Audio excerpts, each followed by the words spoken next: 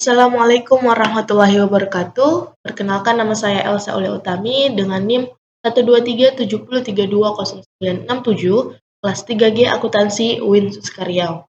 Video ini dibuat untuk memenuhi tugas mata kuliah Akuntansi Keuangan Menengah 2. Di sini saya akan menjelaskan tentang kontrak konstruksi jangka panjang. Kontrak konstruksi jangka panjang ini artinya ialah kontrak yang secara khusus dinegosiasikan untuk konstruksi suatu aset tunggal seperti bangunan, jembatan, bendungan, jalan, atau aset lainnya yang berhubungan satu sama lain atau beberapa aset yang saling tergantung dalam rancangannya, baik itu teknologi, fungsi, atau tujuan penggunaannya seperti konstruksi kilang minyak. Nah, di dalam konstruksi jangka panjang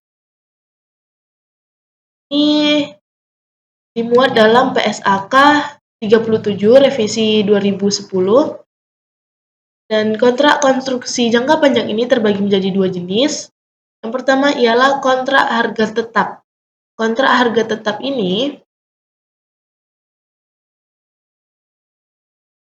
adalah kontrak konstruksi di mana kontraktor menyepakati nilai kontrak yang telah ditentukan atau tarif tetap yang telah ditentukan per unit output yang dalam beberapa hal tunduk pada ketentuan-ketentuan kenaikan biaya. Atau dalam pengertian lain, kontrak harga tetap ini ialah perjanjian yang menetapkan biaya proyek secara pasti dan tidak dapat diubah. Biasanya kontrak harga tetap ini menggunakan proyek dengan jangka waktu yang jelas, sehingga ini memudahkan dalam penganggaran. Selanjutnya yang kedua ialah kontrak biaya plus. Kontrak biaya plus ini adalah kontrak yang menyepakati bahwa kontraktor mendapat pergantian untuk biaya-biaya yang telah diizinkan atau telah ditentukan, ditambah imbalan dengan persentase terhadap biaya atau imbalan tetap. Pengertian lain ini, kontrak biaya plus ialah kesepakatan antara pihak pemilik proyek dan kontraktor untuk mengganti biaya yang dikeluarkan kontraktor dan menambahkan pembayaran tambahan tertentu untuk keuntungan mereka. Biasanya, kontrak konstruksi jangka panjang ini terdapat pendapatan kontrak. Pendapatan kontrak ini terdiri dari jumlah pendapatan yang disetujui dalam kontrak dan termasuk penyimpangan dalam pekerjaan kontrak. Kadang-kadang di dalam penyimpangan juga dapat menimbulkan kenaikan atau penurunan dalam pendapatan kontrak. Nah, oleh sebab itu langsung saja masuk ke contoh ya. Contoh penentuan nilai pendapatan kontrak. Di sini ada contoh suatu kontrak memuat klausul tentang eskalasi biaya atau penyesuaian biaya untuk menyesuaikan harga kontrak terhadap tingkat inflasi yang diumumkan pemerintah. Nilai kontraknya itu 300 juta ribu rupiah dan tingkat inflasi yang diumumkan pemerintah untuk periode tersebut ialah 7%. Bagaimana menentukan kenaikan atau penurunan pendapatan kontrak? Tinggal caranya itu dikalikan saja nilai kontraknya dengan tingkat inflasi yang diumumkan pemerintah, yaitu 300 juta dikali dengan 7%. Maka hasilnya ialah 21 juta. 21 juta ini termasuk dalam pendapatan kontrak tunai besar 21 juta ribu rupiah. Selanjutnya ada contoh kedua, ialah suatu kontrak memuat klausul tentang penalti yang disebabkan oleh keterlambatan penyelesaian pekerjaan oleh kontraktor. Nilai yang disetujui dalam kontrak awal sebesar 4 miliar, penalti yang disetujui adalah 3 juta per hari keterlambatan. Akibat suatu masalah yang dialami oleh kontraktor, penyelesaian kontrak mengalami keterlambatan selama 10 hari setelah tanggal yang disepakati dalam kontrak. Oke, sebab itu berapa kenaikan atau penurunan pendapatan kontrak? Nah, kita dapat menyelesaikan pendapatan kontrak turun sebesar 30 juta ribu rupiah. Ini diperoleh dari 3 juta per hari keterlambatan dikali dengan hari per keterlambatan ini kan ada 10 hari. Jadi dikalikan aja 3 juta dikali 10 hari maka mendapatkan hasil 30 juta ribu rupiah. Selanjutnya ialah pengakuan pendapatan dan beban kontrak. Pengakuan pendapatan dan beban kontrak ini dibedakan menjadi dua metode. Pertama ialah metode persentase penyelesaian atau percentage of completion method. Metode ini ialah perusahaan mengakui pendapatan, beban, dan laba setiap periodenya berdasarkan tahap penyelesaian kontrak. Nah, dengan demikian, pendapatan, beban, dan laba yang dilaporkan ini dapat atribusikan menurut penyelesaian pekerjaan secara proporsional. Metode ini memberi informasi mengenai cakupan aktivitas kontrak dan kinerja selama satu periode. Perusahaan mengakumulasi biaya konstruksi ditambah dengan laba yang diperoleh sampai akhir periode dalam suatu akun, yaitu pekerjaan dalam proses, dan mengakumulasi penagihan termin dalam akun kontrak, yaitu termin. Selanjutnya yang kedua ialah metode biaya terpulihkan atau cost recovery method. Metode ini dalam beberapa kondisi ketika metode persentase penyelesaian ini nggak bisa digunakan, maka menurut metode ini pendapatan yang diakui sebesar biaya yang telah terjadi sepanjang biaya tersebut diperkirakan dapat terpulihkan. Ketika semua biaya telah diakui, maka laba dapat diakui. Selanjutnya, perusahaan menggunakan metode presentase penyelesaian ketika hasil kontrak konstruksi dapat diestimasi secara andal dan jika semua kondisi berikut terpenuhi. Pertama ialah total pendapatan kontrak dapat diukur secara handal. Yang kedua, kemungkinan besar manfaat ekonomis yang berhubungan dengan kontrak tersebut akan mengalir ke perusahaan. Ketiga, biaya kontrak untuk menyelesaikan kontrak dan tahapan penyelesaian kontrak pada akhir periode laporan dapat diukur secara andal atau efisien. Lanjut yang keempat, biaya kontrak dapat diatribusi pada kontrak dapat diidentifikasi dengan jelas dan diukur secara tepat sehingga biaya kontrak aktualnya dapat dibandingkan dengan estimasi sebelumnya. Perusahaan menggunakan metode biaya terpulihkan ketika perusahaan tidak dapat memenuhi kondisi yang disyaratkan untuk menggunakan metode persentase. Selanjutnya ialah dasar yang dapat dilakukan dalam mengukur pekerjaan tergantung sifat kontraknya, yaitu yang pertama, proporsi biaya kontrak yang terjadi dibandingkan estimasi total biaya kontrak. Kedua ialah hasil survei pekerjaan yang telah dilakukan. Yang ketiga ialah penyelesaian berdasarkan proporsi fisik dari pekerjaan. Nah, salah satu dasar penentuan yang sering digunakan yaitu berdasarkan proporsi biaya yang timbul atau cost to cost base. Cara penyelesaiannya yaitu dengan pekerjaan kontrak dihitung berdasarkan rasio antara akumulasi biaya yang terjadi dengan total estimasi biaya yang terakhir untuk penyelesaian. Nah, ini persentase penyelesaian sama dengan akumulasi biaya yang terjadi sampai akhir periode dibagi dengan estimasi total biaya yang paling mutakhir. Nah, perhitungan total pendapatan dan laba yang diakui sampai akhir periode, rumusnya ialah persentase penyelesaian dikali dengan estimasi total pendapatan atau labanya. Nah, pengukuran pendapatannya ini rumusnya ialah pendapatan periode berjalan atau laba sama dengan akumulasi pendapatan atau laba yang diakui sampai akhir periode dikurang dengan estimasi total pendapatan atau laba yang sudah diakui sampai periode sebelumnya. Langsung saja masuk ke contoh ya. Contoh metode persentase penyelesaian dengan perhitungan cost to cost basis.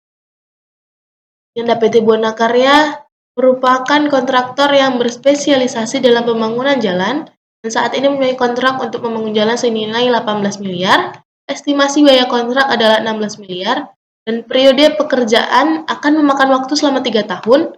Dan pada akhir tahun kedua, estimasi biaya kontrak meningkat dari 16 miliar menjadi total 16 miliar 200 juta ribu rupiah. Ini data-data yang terkait dari PT Buana Karya ya, dari tahun pertama, tahun kedua, tahun ketiga. Ya.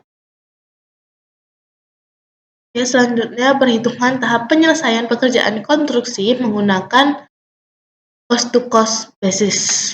Ini dari soal tadi, maka dapat diperoleh harga kontraknya tahun pertama 18 miliar, tahun kedua, tahun ketiga juga sama, dikurangi dengan estimasi biaya. Ini 4 miliar di tahun pertama ditambah dengan biaya kontrak untuk menyelesaikan 12 miliar. Hasilnya estimasi total biaya kontrak itu 16 miliar. Dari 4 miliar ditambah 12 miliar hasilnya 16 miliar. Dan 18 miliar ini dikurangkan aja dengan 16 miliar, maka estimasi laba kotornya itu 2 miliar. Begitu juga di tahun kedua, biaya kontrak yang terjadi ialah 11 miliar 664 juta, dan biaya kontrak untuk menyelesaikannya 4 miliar 536 juta. Maka diperoleh estimasi total biaya kontrak ialah 16 miliar 200 juta ribu rupiah.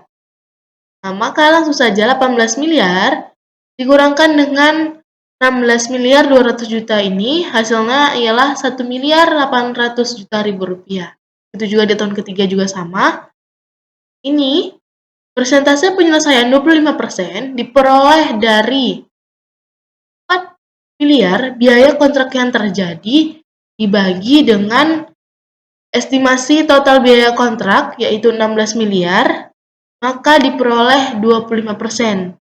Di tahun kedua 72%, bisa berbeda dengan tahun pertama karena biaya kontrak yang terjadi di tahun kedua itu 11 miliar 664 juta ribu rupiah dibagi dengan estimasi total biaya kontrak yaitu 16 miliar 200 juta ribu rupiah. Hasilnya ialah 72%. Di bawahnya tinggal dipindahkan yang dari ini ya. Maka diperoleh jurnalnya seperti apa?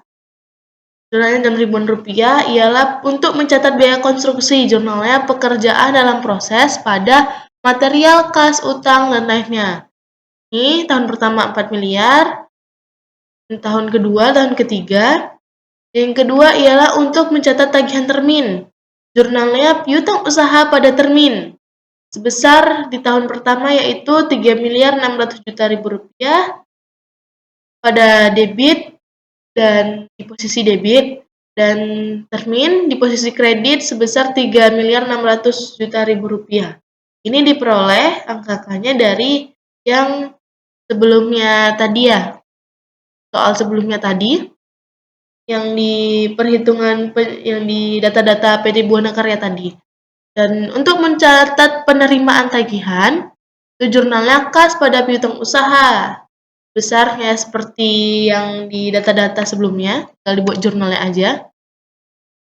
Oke, selanjutnya estimasi pendapatan, beban, dan laba yang diakui PT Buana Karya. Ya, nah, masukkan saja tadi kan pendapatannya 18 miliar dikalikan dengan persentasenya, yaitu persentase tahun pertama 25%. Nah, tinggal dikalikan 18 miliar dikali dengan 25%, bisa buka kalkulatornya, maka masuk ke akumulasi hasilnya 4.500.000 rupiah.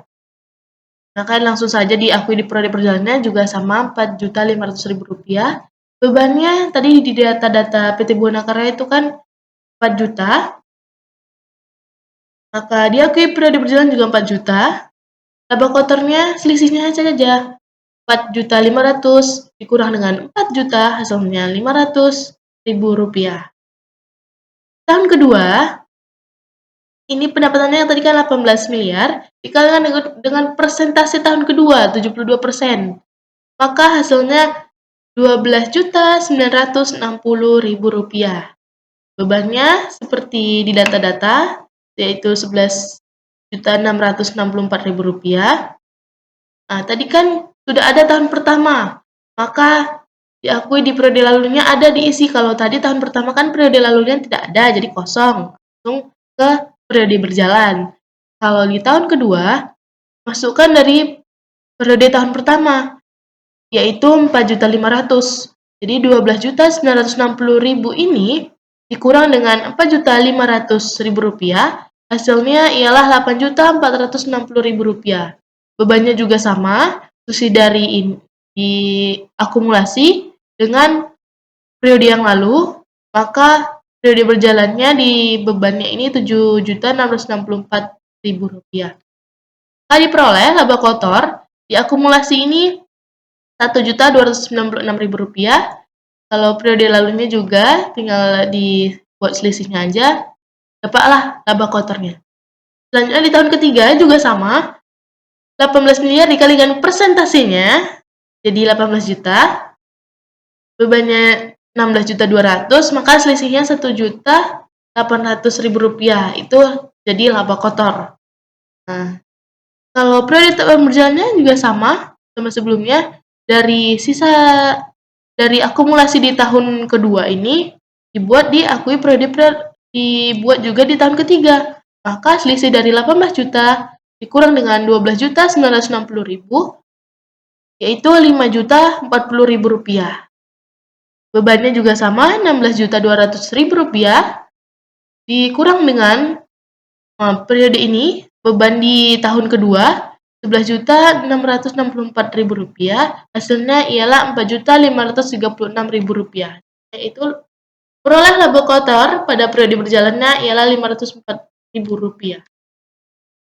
Maka jurnalnya untuk mengakui pendapatan dan laba kotor, yaitu pekerjaan dalam proses atau laba kotor, beban kontrak pada pendapatan kontrak. Nah, sebesar ini 500 tadi laba kotornya sudah kita cari di tahun pertama, tahun kedua, tahun ketiga. Beban kontraknya juga sudah ada tadi, tinggal masukkan saja angkanya. Dan selanjutnya, jurnal untuk mengakui penyelesaian kontrak, yaitu termin pada pekerjaan dalam proses, sebesar Rp18 juta.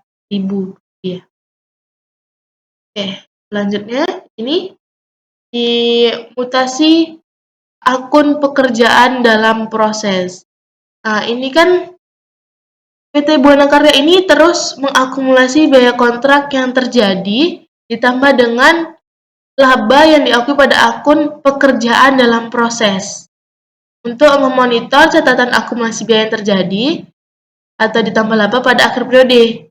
Sedangkan tagihan termin ini diakumulasi dan dicatat pada akun termin.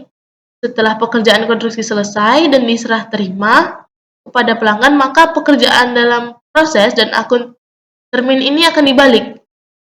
Sehingga kita dapat melihat mutasi akun pekerjaan dalam proses. Ini lengkapnya di tahun pertama biaya konstruksinya jadi 4 juta. Laba yang diakui jadinya Rp500.000. Tahun kedua juga ini sama yang kita cari tadi. Tahun ketiga 4.536.000, labanya 504, totalnya 18 juta. Maka ini balance ya. Akhir tahun ketiga untuk menutup proyek yang sudah selesai 18 juta rupiah. Oke, selanjutnya penyajian pada laporan keuangan. Kalau penyajian laporan keuangan tinggal masukkan saja saldo akhirnya. Saldo akhir PT Buana dalam pendapatan kontrak tadi Rp4.500.000. Tahun kedua ini Rp8.460.000. Tahun ketiga Rp5.440.000. Dan kontraknya juga sama. Masukkan saja saldo akhirnya. Itulah buat di laporan keuangannya. Oke, selanjutnya ialah pengungkapan pada laporan keuangan. Pengungkapan pada laporan keuangan ini mengungkapkan hal-hal. Yang pertama ialah jumlah pendapatan kontrak yang diakui sebagai pendapatan pada periode. Dan yang kedua, metode yang digunakan untuk menentukan pendapatan kontrak yang diakui pada periode. Yang ketiga ialah metode yang digunakan untuk menentukan tahap penyelesaian kontrak. Nah, selanjutnya ada pengakuan taksiran rugi. Pengakuan taksiran rugi yang pertama ialah rugi pada periode berjalan dalam suatu nilai kontrak yang secara total masih memberikan keuntungan. Nah, ini mungkin terjadi ketika ada kenaikan signifikan pada biaya kontrak pada satu periode tertentu, tapi tidak menyebabkan biaya kontraknya melebihi nilai atau harga kontrak. Jika ini terjadi, maka rugi diakui pada periode berjalan dengan memperhatikan persentase penyelesaiannya. Yang kedua ialah rugi dalam suatu kontrak yang secara keseluruhan mengalami kerugian. Nah, ini terjadi ketika kemungkinan besar total biaya kontraknya akan melebihi total pendapatan kontrak. Maka, taksiran total rugi yang terjadi diakui seluruhnya sebagai beban pada periode berjalan. Oke, selanjutnya, contoh perlakuan akuntansi untuk kontrak konstruksi yang mengalami kerugian. Langsung saja ke contoh, PT Ambarawa membangun jembatan untuk pelanggannya. Di tahun kedua, estimasi biaya penyelesaian kontrak sebesar 3.250 juta rupiah, dan biaya yang terjadi tahun kedua ialah 2 miliar, dan nilai kontraknya 5.500 juta rupiah. Maka yang diketahui data tahun pertama, ini dia. Selanjutnya kita cari persentase penyelesaian di tahun kedua. Tahun pertama sudah diketahui 25%. Di tahun kedua, yaitu dengan cara 2 miliar dari biaya yang terjadi di tahun kedua, ditambah dengan 1 miliar beban periode berjalannya, dibagi dengan 5.250 juta rupiah diperoleh dari biaya penyelesaian kontrak 3.250 juta rupiah ditambah dengan 2 miliar ini. Maka hasilnya 5.250 juta rupiah. Oke, hasil 2 miliar ditambah 1 miliar dibagi 5.250 hasilnya 54,14%. Oke, selanjutnya kita mencari pendapatan yang diakui sampai tahun kedua. Itu sebesar 3.142.587. Ini diperoleh dari yang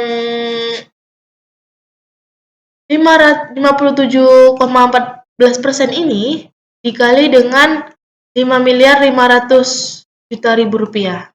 Maka hasilnya 3M142587. Selanjutnya kita cari pendapatan yang diakui tahun kedua sebesar 1.767.587.000 rupiah, yaitu diperoleh dari 3.142.587.000 rupiah dikurang dengan 1 miliar. Itu 1 miliar itu di mana? 1 miliar ini dari pendapatan yang diakui. Ini dia, pendapatan diakui. Dari hasil pendapatan yang diakui sampai, ini mana sampai, dikurang dengan pendapatan yang diakui di tahun pertama. Maka diperoleh pendapatan yang diakui di tahun kedua sebesar ini, 1.760.500. Ini kita cari apakah mendapatkan laba atau rugi dari pendapatan yang diakui di tahun kedua. Ini pendapatan yang diakui di tahun kedua kurang dengan beban kontraknya, yaitu 2 miliar. Maka diperoleh rugi sebesar 232.413.000 rupiah. Jurnalnya itu bagaimana? Jurnalnya itu ialah beban kontrak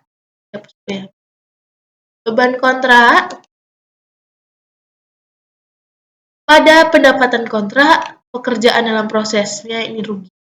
Beban kontrak sebesar 2 miliar di posisi debit, dan pendapatan kontrak sebesar 1.767.587 di posisi kredit, dan pekerjaan dalam proses sebesar 232.413.000 rupiah di posisi kredit. Contoh perlakuan akuntansi untuk konstruksi yang mengalami kerugian secara keseluruhan. Ini diketahui PT Anggara membangun gedung untuk pelanggannya dan merupakan tahun kedua dari total durasi proyek selama 3 tahun. Di tahun pertama, PT Anggara ini mengalami keuntungan sebesar 20 juta rupiah, dan di tahun kedua memperkirakan kontraknya merugi sebesar 30 juta rupiah. Maka datanya ini kita ketahui harga kontraknya di tahun pertama ketahui 500 juta rupiah dikurang dengan estimasi total biaya kontrak, maka dapat diperoleh estimasi laba kotornya sebesar 100 juta rupiah. Ini laba diakui tahun pertama 20%, dari 100 juta rupiah dikali 20% hasilnya 20 juta rupiah. Dan di tahun kedua makanya memperkirakan kontraknya merugi dari harga kontraknya 500 juta ribu rupiah kurang dengan estimasi total biaya kontrak 530 juta ribu rupiah, maka diperoleh rugi 30 juta ribu rupiah. Nah, ini total rugi kontrak sebesar 30 juta ribu rupiah ini harus diakui selama periode berjalan. Tapi bagaimana perlakuan terhadap laba yang diakui pada tahun pertama, 20 juta ini? Nah, laba yang diakui pada tahun pertama ini harus dibalik dan rugi kontrak total sebesar 30 juta ini harus diakui seluruhnya pada tahun kedua. Jadi nggak boleh aneh-aneh ya. Oleh karena itu, manajemen akan mengakui rugi sebesar 50 juta. Nah, di tahun kedua dari ini ruginya 50 juta ini karena 30 juta ini rugi kontraknya keseluruhan dan membalik 20 juta ini di laba di tahun pertama. Maka diperoleh rugi sebesar 50 juta rupiah. Nah, rugi ini merupakan hasil revisi dari estimasi biaya penyelesaian kontrak. Oleh karena itu, harus diakui sebagai beban periode berjalan, bukan sebagai jurnal penyesuaian periode lalu. Oke, perubahan estimasi biaya kontrak ini kemudian mengakibatkan kerugian dari nilai kontrak yang diperlakukan sebagai perubahan estimasi akuntansi. Nah, ini kalau pembalikan ini terdapat dalam Peraturan PSAK 25 tentang kebijakan akuntansi, perubahan estimasi akuntansi, dan kesalahan perubahan estimasi ini diakui pada periode berjalan ketika perubahan tersebut terjadi dan periode. Oke, selanjutnya masuk ke metode biaya terpulihkan. Nah, ini metode biaya terpulihkan tadi kan dilakukan hanya ketika perusahaan tidak dapat memenuhi kondisi yang diisyaratkan untuk menggunakan metode persentase penyelesaian. Nah, di sini kita ambil contoh pengakuan pendapatan dan beban dengan metode biaya terpulihkan dari PT Buana Karya tadi. Di tahun pertama diketahui akumulasinya 4 miliar, bebannya 4 miliar, tahun kedua 11 miliar 664 juta rupiah, bebannya juga sama, periode waktu perjalanan juga segini. Nah, tapi dibuat di tahun ketiga pendapatannya itu 18 miliar dikalikan dengan 100%. Maka akumulasinya jadi 18 miliar, bebannya 16 miliar 200 juta rupiah. Nah, di tahun pertama dan tahun kedua itu tidak diperoleh laba kotornya, dan di tahun ketiga diperoleh laba kotor sebesar 1 miliar 800 juta rupiah.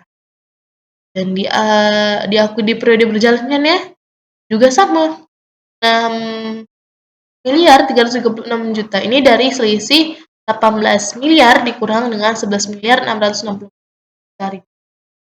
Bebannya juga sama, maka laba kotornya diakumulasi dan diakui di periode berjalannya sama sebesar 1 miliar 800 juta rupiah. Maka jurnal untuk mengakui pendapatan dan beban kontrak selama periode ini dalam ribuan rupiah ya ditulis. Untuk mengakui pendapatan dan beban terkait, maka ini di tahun pertama pekerjaan dalam proses laba kotornya kan adanya tadi di tahun ketiga besar 1 miliar 800 juta rupiah. Jurnalnya beban kontrak pada pendapatan kontrak di tahun pertama sebesar 4 miliar di posisi debit dan kredit. Tahun kedua 7 miliar 664 juta rupiah posisi kredit. Dan tahun ketiga beban kontrak pada pendapatan kontrak sebesar 4 miliar 536 juta rupiah. Jurnal untuk mengakui penyelesaian kontrak, yaitu jurnalnya termin pada pekerjaan dalam proses sebesar 18 miliar di posisi debit dan kredit. Selanjutnya, Kita buat tabel perbandingan laba yang akan diakui oleh perusahaan menggunakan kedua metode ya, dari PT Buana Karya. Dalam metode persentase penyelesaian, di tahun pertama ini diperoleh labanya Rp500 juta, di tahun kedua Rp796 juta, di tahun ketiga sebesar Rp504 juta. Kalau menggunakan metode biaya terpulihkan tadi, di tahun pertama, di tahun kedua itu tidak mendapatkan laba, tetapi di tahun ketiga mendapatkan laba sebesar Rp1.800 juta. Oke, sudah terlihat perbandingan antara metode persentase penyelesaian dengan biaya terpulihkan. Sekian video pembelajaran dari saya. Saya mohon maaf apabila ada salah kata dalam penyebutan angka, nama, atau dan sebagainya. Saya akhiri dengan wassalamualaikum warahmatullahi wabarakatuh. Bantu.